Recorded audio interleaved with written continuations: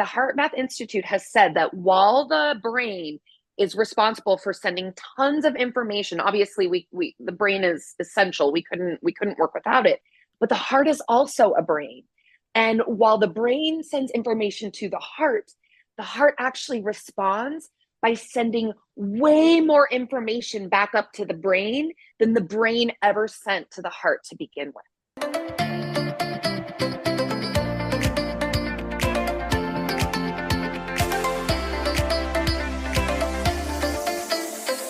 This is By Joyan Season 2. I'm your host, Joyan Chan, and every Wednesday we bring you inspiring stories, powerful message, and fun conversations with me and my special guests and friends, and it's my personal mission to empower you to live and lead a life with joy.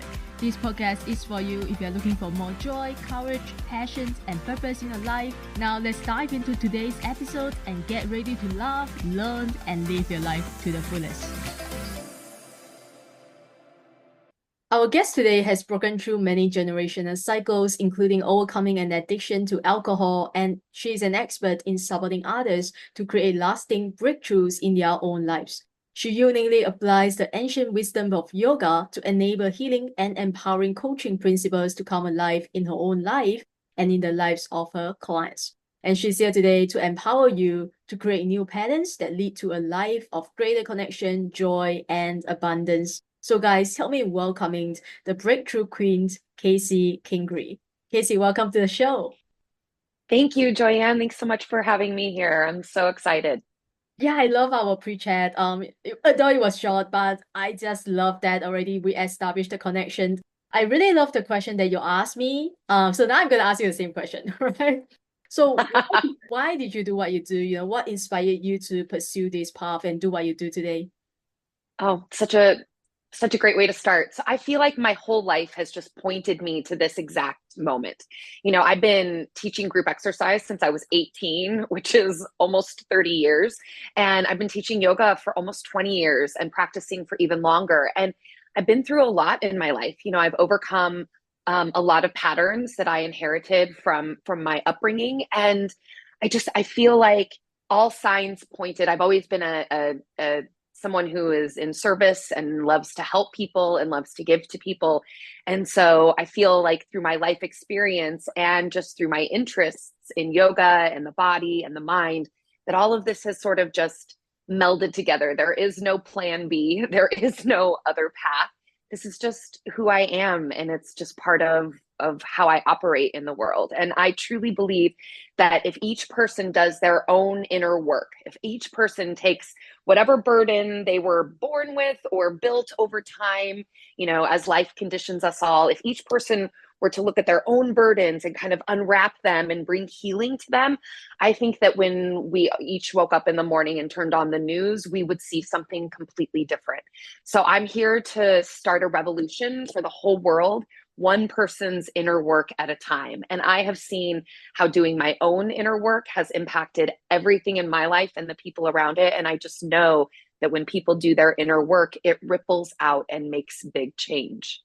Yeah, and when you talk about inner work, what do you really mean? Because I know what it means, but maybe some of my listeners, they have no idea what it means. And of course, inner work means differently to each of us, right? I believe.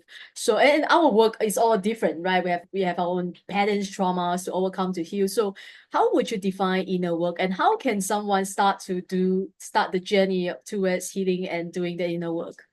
Yeah. Well, I believe that each of us was put on this earth to grow and to transform and to evolve.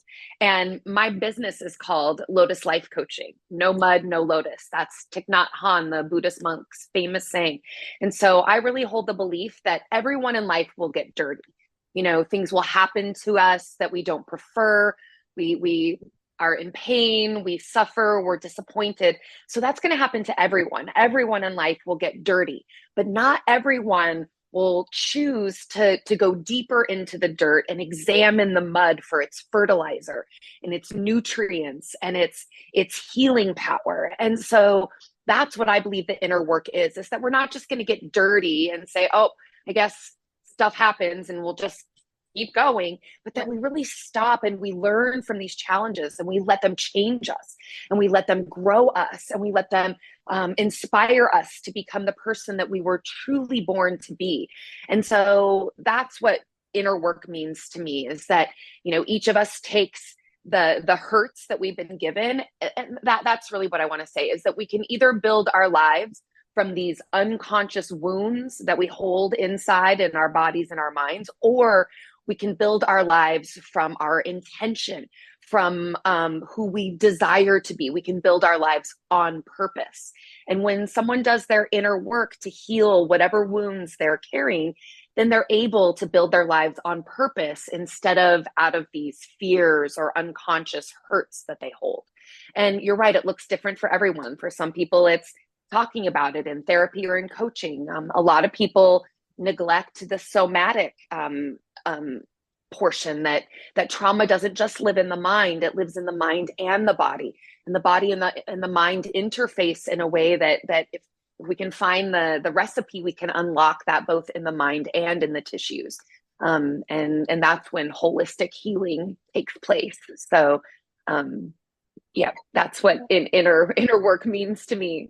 Yeah, beautiful. And yeah, I heard that before. Trauma, or I think trauma, right? It doesn't live in the mind, it lives in the body, right? So, so is that why is that how yoga comes into the picture? Because when we are, of course, you will be the expert to speak about it, but how does yoga facilitate, personal change, breakthrough, and everything that we talk about? Okay, this is so good. I'm just off to the races now. So the mind, let's back up for just 1 second. So the mind stores our memories in bundles, not chronologically. Our mind does not store our memories chronologically. It stores them in bundles according to how these memories made us feel. So each of us has a bundle in our subconscious mind, a disappointment bundle, a joy bundle, anger bundle, a sadness bundle.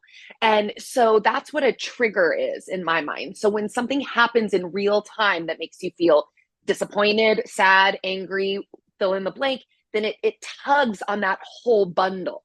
Right. So that's when people get triggered, it's about what's happening in the moment when people get activated, but it's about what's happening in the moment along with whatever is attached to that big bundle of what's already living there. And so that happens in the mind, and the mind and the body are connected.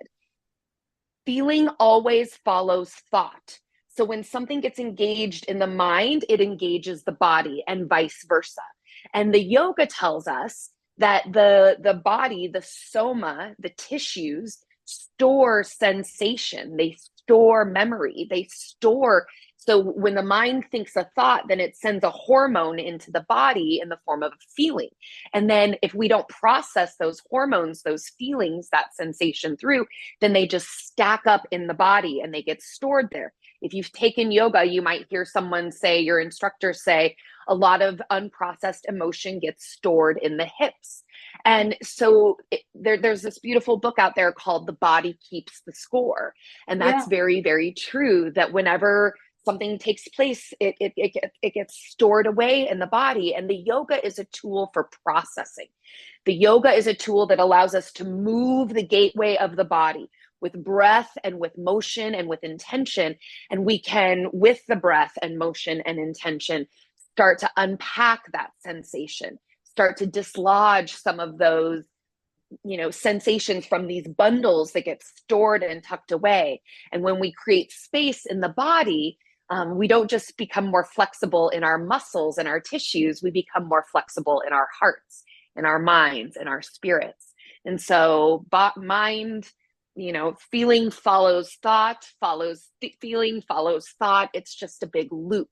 And so when we can intercept from the mind in something like coaching, and then intercept through the body in something like yoga, then we can intercept that wheel, that cycle, and create real lasting change, a new pathway for the mind and body.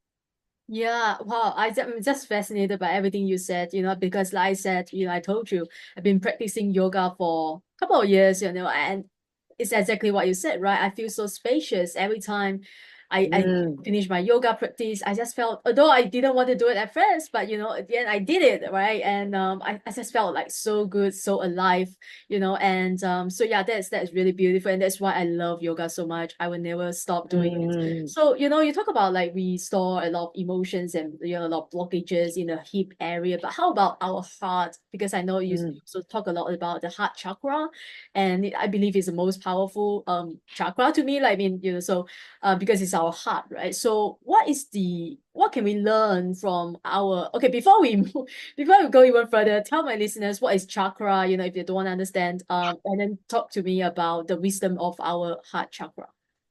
Beautiful. Um, so chakras are another word for chakras could be energy centers. You might picture them like a house inside of the body, and there's lots of different schools of thought. There's actually hundreds of chakras within us, without us, above us, below us. But in most systems, or the most popular system, is that there's 7 primary chakras in the body, and they run along the spine. So from the base of the tailbone is the root chakra, to the very tip of the head is the crown chakra. And each house or wheel is what Sanskrit translates, or what chakra translates from in Sanskrit. Each wheel is representative of a different type of energy within the body. And this is a metaphysical concept. It's meant to bridge the gap between what we can see and what we cannot see. And it's a way to quantify the energies that exist inside of us and to understand them. Each portal of yogic philosophy, like the chakras, is like a window that we can look through to see ourselves in a new way. And so when we can examine our experience, our bodies, our thoughts, our patterns through the lens of each of these chakras, or houses, if you will, then we can understand more about ourselves and bring our chakras and ourselves into more balance, into more joy, into more spaciousness, into more healing. And so the reason that I love the heart chakra so much is maybe not for the reason that you would expect. So the heart chakra is right in the center of this 7 chakra system. So the heart is in the center, and there are 3 chakras below and 3 chakras above. And Right. so I have so many people coming to me for my chakra workshops, for all these activities that I do, and they come to me and they say, someone told me that my heart chakra is completely closed. I even had a student come to say, someone told me I didn't have a heart chakra, and my brain exploded and I almost started crying. But I have so many people coming to me with practitioners out there saying, my heart is blocked, my heart is wounded, my heart is burdened. And that may be the case, but I always say pause, because in order for us to examine what's happening at the heart, we have to zoom out and look what's happening in the whole body. So what I like to do in my work is look downstream and upstream. So the way that the chakra system is configured is that all 3 of the chakras that sit below the heart, the root chakra, the sacral chakra, and the solar plexus chakra, they form what's called the lower triangle, and they sit at the base of the body. And this is old stuff. This is how we get formed. This is how we learn who we are, how to connect with people, our confidence. And that chakra, it points upwards. And so basically, whatever's happening at the root, however scared you are, however much trust you have in life, whoever you're being at the sacral, however connected you are, whatever you believe about your ability to give and receive in the world, at your solar plex, however confident you are, however much you believe in yourself, all of that gets combined and funneled up to the heart chakra. Hmm. All right. And then the same is true with the 3 chakras that live above the heart. That's the throat, the third eye, and the crown. And those 3 combine to form the upper triangle. But that triangle, guess what? Can't make it, points downwards, right? So whatever we're saying or not saying, whatever we're believing about our intuition or ignoring, the connection that we have with something greater or not, all of that also combines, and that energy points downward. Guess what? Where? To the heart. So the heart is meant to love. That is definitely a main characteristic of the heart, but it is not its main job. The heart's main job, just like the anatomical heart, is meant to find balance or equilibrium. So just like the anatomical heart, Joyanne, like if there's blockages in your arteries, what is your heart going to do? It's going to pump harder. Yep. It's going to get stronger. It's going to work more to push through those blockages. Just the same as your energetic heart. If you're really scared from your root, then it's probably going to close up. If you're really connected and feeling love, it's probably going to want to open itself up, right? So we have to see the heart in the context of our fears, in the context of our thoughts, in the context of all of these things up and downstream, in order to really understand our heart is going to do whatever it needs to do for us to survive. So for us to really understand what's happening at the heart, I like to say the thing is not the thing. It's not always about the heart. It could be about a lack of safety or from below, or a lack of connection from above. And it behooves us to look upward and downward to know what's really happening in the heart. And this is why this is so important, because coaching tells us that our thoughts create our reality, right? That whatever you think ultimately will be. Yep. And I believe that as a coach, but with a little bit of a caveat. I don't actually believe that it's your thoughts that create your reality. It's the combination of your thoughts and your feelings together that create your reality, because the HeartMath Institute came out with some very, very profound research. The HeartMath Institute has said that while the brain is responsible for sending tons of information, obviously the brain is essential. We couldn't work without it. But the heart is also a brain. And while the brain sends information to the heart actually responds by sending way more information back up to the brain than the brain ever sent to the heart to begin with. So all of these people out in the world that are saying like your feelings don't matter, your feelings aren't real, mind over matter, it's scientifically false, right? So the heart is a powerful tool, and it will respond to the brain in more than the brain ever gives to the heart. So how we feel in the heart matters, because it circulates in a loop between the brain and the rest of the body. So I guess the whole take on the heart is that the heart is a very, very powerful mechanism when it comes to our lives and unweaving patterns. And when it comes to how we feel in our hearts, we have to look at the upper triangle and what's being fed down to the heart, and we have to look at the lower triangle to see what's being fed up to the heart. And in doing so, we create a holistic chain of health and a holistic loop, because that loop between the brain and the body, it can be a positive thing too when we work it to our advantage. Wow. I mean, I have to listen to this over and over again to really like fully grasp what you are saying, which is beautiful. So how do we know that we are out of alignment with our, chakras? Yes, that's such a beautiful question. So the first is the body. The body will almost always give us an indicator. So the first thing that we can look for is pain. Pain in the body that can either come up as like something that's unique and has never happened before. And on a lot of times that will be the body's way of saying, look, we need to address something. And or there could be something chronic, like low back pain, or gut pain, or for many women especially, like issues in the reproductive system. Like things like that can be chronic for years and years and years. And so we hold both of those, that body can really speak to us and direct us towards the area of the body that's out of alignment. The chakras are all connected. So if one spins clockwise, then the one on top of it will spin counterclockwise, and the one on top of that. So the way one wheel spins will impact all of the other wheels. Again, which is why I feel that it's very important to look upstream and downstream, since everything is connected.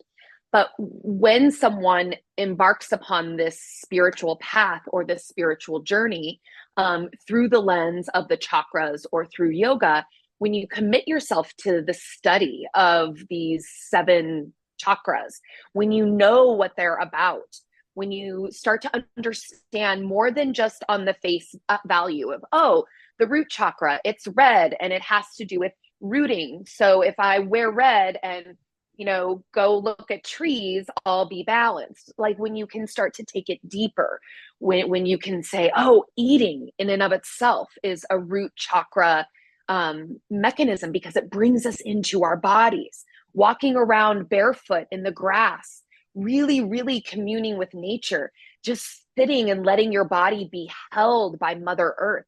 All of these things can really, really change your life over time if you know yourself and you know this world. And that's really what I do for people. Is I feel that as a coach and a yoga teacher, I am really able to connect those dots for people of, okay, this is the pattern that you're trying to unravel.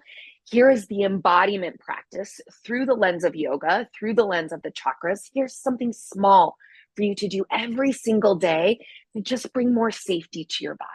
And do that, just bring more safety to your body. And then let's talk about how your heart feels. Yeah. Right? So it's about knowing yourself and your story. And then it's about, picking a portal. There's so many ways to do your work. Pick something that excites you, that energizes you, that you want to know about. And for me, that's yoga and the chakras. It's an endless body of work, yoga. I mean, I'll spend the rest of my life understanding it. And I think that that's so beautiful. Yeah, but I do know that you have a simple process as well to rebalance the heart energy. Correct me if I'm wrong, but do you have a simple step that you can share with my listeners? Again, you're like rebalancing the heart energy, heart chakra. Do you have a process for that? Well, I've sort of already explained it, but it's about two. I mean, not very simply, but it's about just tuning in. So Okay. I would encourage people to just bring their hands straight to their heart, to maybe close their eyes and soften and just tune in. So much of this work is not about changing yourself, but rather it's just about knowing yourself. So with your hands on your heart, just take a few deep breaths in and out, and just start to notice what you notice. If there's maybe a color or a texture or a word that describes what you're experiencing in your heart right here, right now. And it can be whatever it is. It doesn't have to be something positive or negative or neutral. It can be just whatever. And then with whatever this sensation is in your heart, just begin to draw awareness to your root, to your seat in the chair, to your feet on the floor. Feel how held you are right now by Mother Earth, who supports you. Rooted, grounded, fully human, fully alive. Now, at the same time, maybe sit up just a little bit taller and draw the crown of your head up more towards the sky. And while you remain rooted in your lower half, become extended in your upper half. Feel your connection to the sky, to the heavens, to the cosmos. Feel your connection to your spirit, the part of you that lasts forever, the part of you that is bigger than your body, that is bigger than your problems, that is bigger than the story that you tell in your mind. So feel yourself rooted below, fully human in your body. Feel yourself lifted from above. Beautiful, beautiful spirit, eternal, enduring, so much bigger than whatever you're facing right here, right now. Experience yourself like the bridge from the earth to the sky. Experience your heart as the bridge between your humanity and your spirituality. And now, from this connected place, both human and spirit, soul and matter, now start to breathe into your heart. And choose in this moment who you really are, who you were really born to be. And fill your sweet, strong, amazing heart up with that essence. Now choose the color that represents you. Maybe it's sparkly, maybe it's solid, maybe it's luscious and warm. Feel this color at the center of your heart and allow it to emanate throughout your whole being.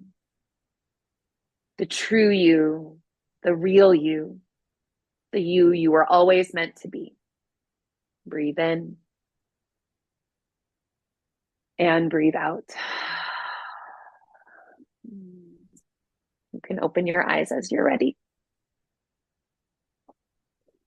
That is beautiful. Well, I wasn't expecting that. But thank you so much. You know, I needed that.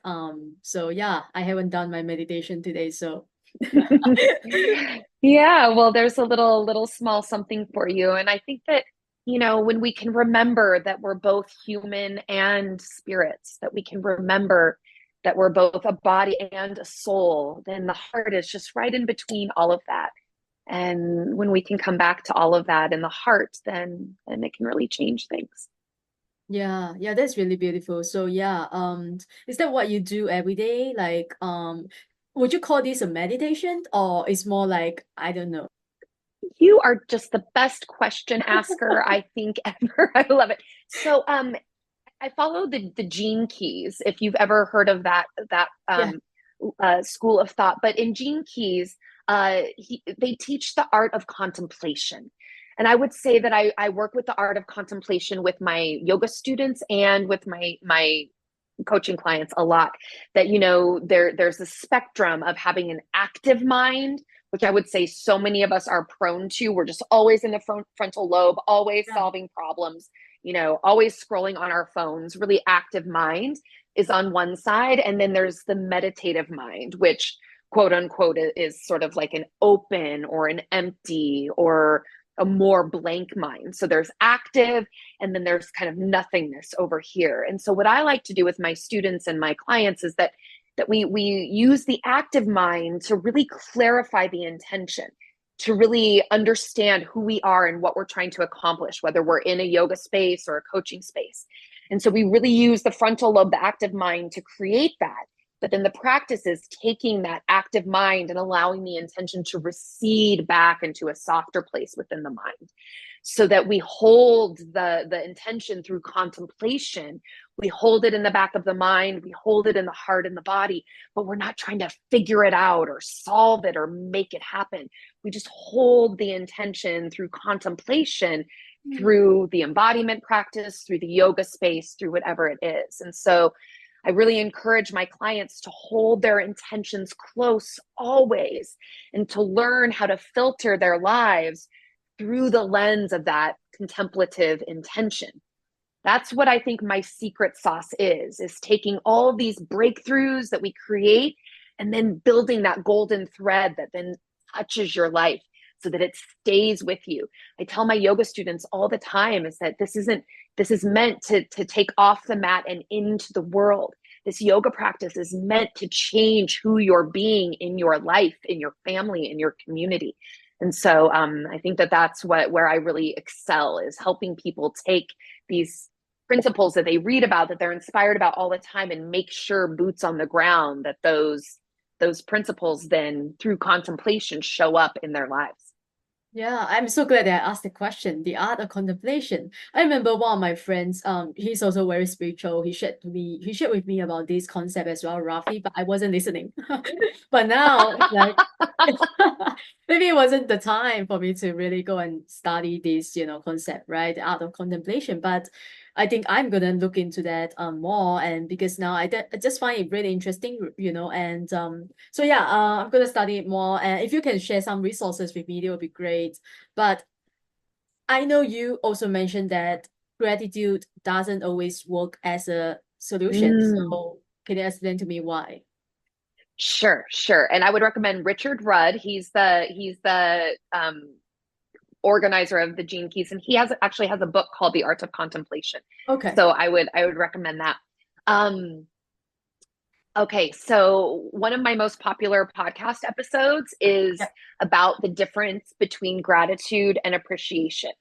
And that's really my take. It's so I don't know, maybe it's because I've been through so many hard things in my life, but when people who are going through the mud, so to speak, that are really up against some challenging times, and people, influencers, coaches, etc., meet people who are in pain with gratitude.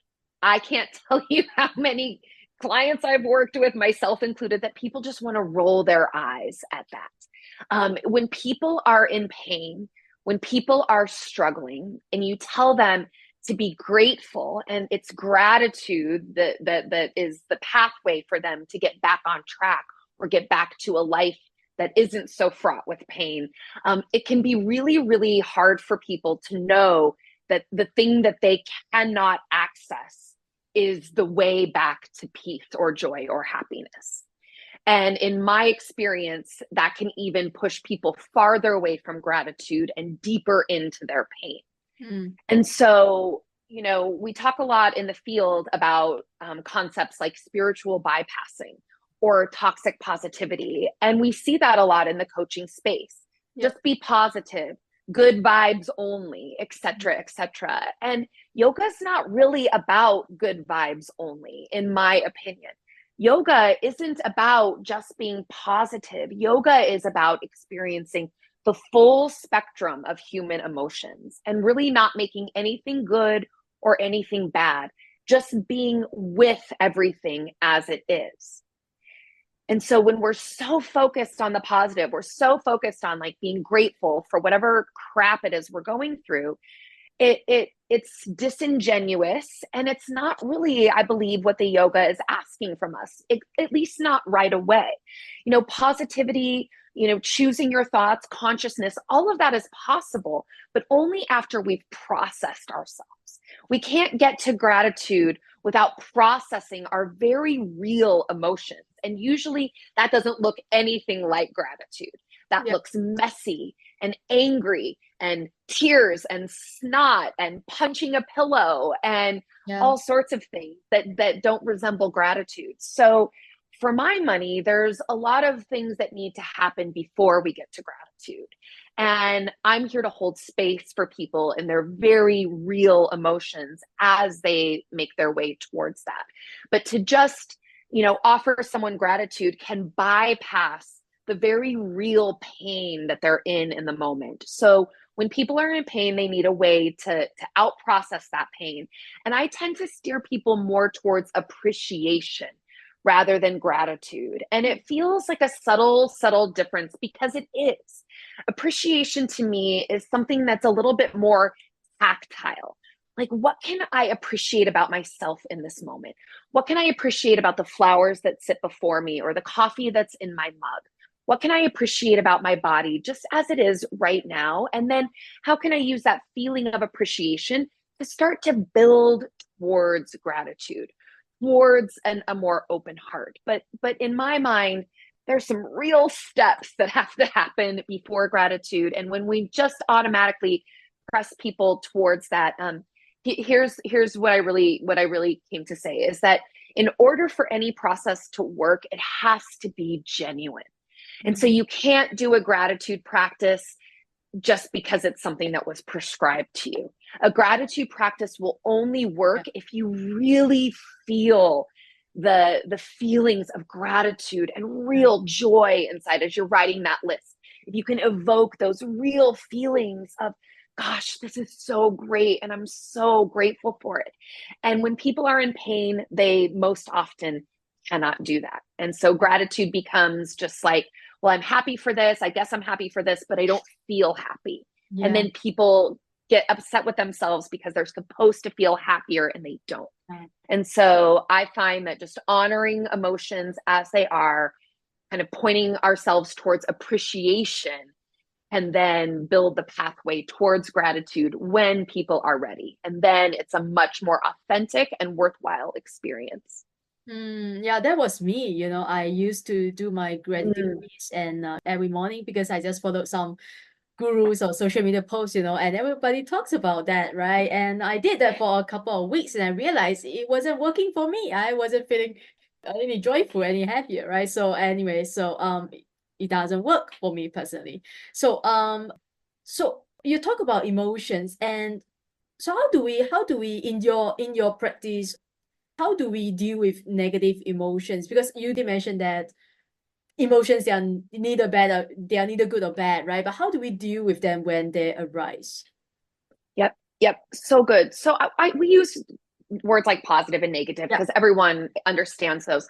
But really, like, I love, if we're going to get specific, I like to use words more like desirable emotions and uncomfortable emotions or unwanted emotions, right? But again, the yoga says that it all just is human, and we're here to just experience it all.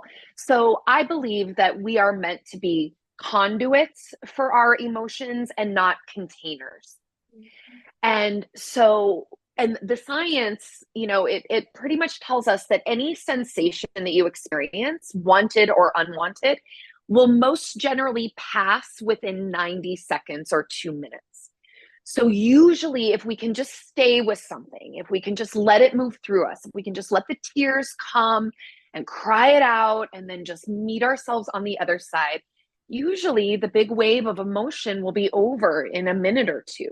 But most of us can't last that long, right? Most of us reach for the wine, or we reach for the weed, or we reach for the phone, or we Yeah. reach for the remote and start numbing out, right? But usually, if we can just sit with ourselves and be with ourselves for just even a couple of minutes, then that emotion will pass through us, and then we feel different, we feel better. Not completely perfect, but better, right? But what happens is when we don't allow for that, then we do become containers. Then it never gets to process through, and we just hold on, and we just hold on, and then it just keeps Yeah. accumulating until we're so full, right? And then one thing pokes on us and the whole thing comes Yeah. undone, right? And we see this with explosions, we see this with people withdrawing, with there's all sorts of maladaptive behaviors. But really, it's just learning to be able to ride that wave, right? So whether it's breathing, whether it's crying, whether it's EFT tapping, whether it's bringing yourself into meditation, whether it's getting outside and just feeling the sun on your face, is finding a way that suits you and your specific personality, your specific, wherever you work, however many kids you have, whatever it is, just going into the bathroom and letting that wave pass through. I even do, it's called a Kriya. With my yoga students, it's called Varata. And we just shake our bodies, like literally just shake. I teach it at stress workshops all over the country where we just shake our bodies. And it seems so rudimentary and elementary because it is, but humans are the only mammals that don't routinely shake their bodies. We just hold on to all of our crap until we die. And then we wonder why we feel so bad, right? So really just shaking your body, hopping around, going into the bathroom, shutting your office door at work, and just literally shaking your body off, you could feel so much better. So it's not about solving it. I think in our minds, we think I can only feel better if I solve my problem. Yeah. And then we just chew on the problem in our minds. But then we don't understand that the more we chew on the problem in our minds, then our bodies, our thoughts create our feelings. So if we're chewing on our problems in our minds all day, that means our bodies are holding the feelings of our problems inside of them all day, right? And that's how all of us are living, right? So we need a break for the mind, which is the yoga, the mindfulness, and we need a break for the body. Shake all that crap out, and just realize that things are meant to flow through us, They're not meant like a bathtub, right? You got to pull the stopper out of the bathtub and just let the water flow through. I love the analogy. Is there anything else that you really want to talk about? Perhaps I didn't ask you or didn't let you. Gosh, I think I've given like 10 monologues on this podcast so far. I really hope that it's come through, that I'm so passionate about this work. And the way we're doing things in the world right now, it's not working. It's just not working. If you look at any place in the world, these things are not serving us. Like, we are in our minds too much. Maybe this is what I want to finish with, is that, we actually have 3 brains, and this isn't, this is scientific data, is that we have a brain, our skull brain in our minds, we have a heart brain, and then we also have a brain in our guts. The stomach lining is made of the same cells that comprise our brain matter. Oh. So we literally have brain cells lining the walls of our guts. So when people get that gut instinct, that's literally your body communicating wisdom to you, just not in, human language words between your ears. And so, if for anyone listening today, like, this is not your only solution. This is not your only problem solver. And when we get locked into the mind, we're only experiencing a fraction of life, right? So really, like, there is wisdom here, but there is also wisdom here, and there is also wisdom down below in the body. And we are meant to learn to listen below the neck. And I think that that's what I'm here to help people do, is to help them understand their brains, and then to help them to listen deeper, and then to make sense of what that is for them. And that's really what I want for this world, is for all of us to come alive, not just in our minds, but embodied, fully alive, the full spectrum of human experience. I think that we all deserve that. Yeah, that is so powerful. And I'm learning so many things, like new things from you today. Like, I didn't know about brains, and you talk about the gut instinct. That's how it came about. Yeah, I'm so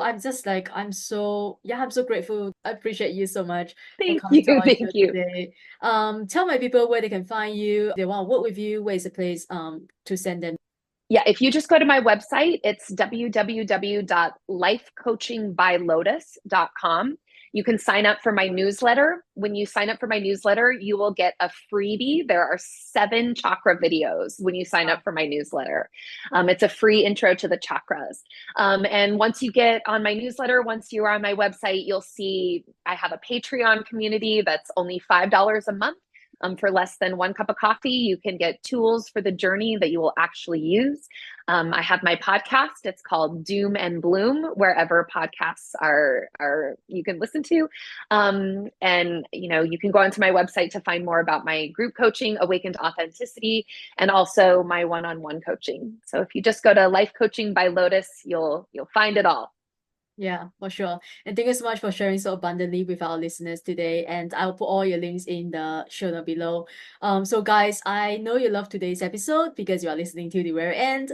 So go follow Kacey, go to her website, book a session with her. I know she offers like a free session as well, 30 minutes coaching. So book in a session with her. We'll put all the links in the show note below. So make sure you visit that show note to find all the resources that we have for you today. And remember to like and subscribe so you never miss another episode coming to you every Wednesday. And I will always leave you the same way as I leave you with every other episode. Show up. The world needs you and you need you. Thanks for listening. I wish you all a joyful and amazing day ahead. Thank you again for tuning into Find Joy Joyan podcast. If you enjoyed today's episode, take a screenshot and share it on your IG story and tag FindJoyJoyan_podcast so I know you are listening. And leave us a positive review on Apple Podcasts if you haven't already done so. And remember to hit the subscribe button whether you are listening on Spotify, iTunes, Amazon Music, or any of your other favorite platforms. If you love what we are doing and want to become one of our sponsors, you can send me a DM to connect. And thanks for being here. I will see you soon in the next episode.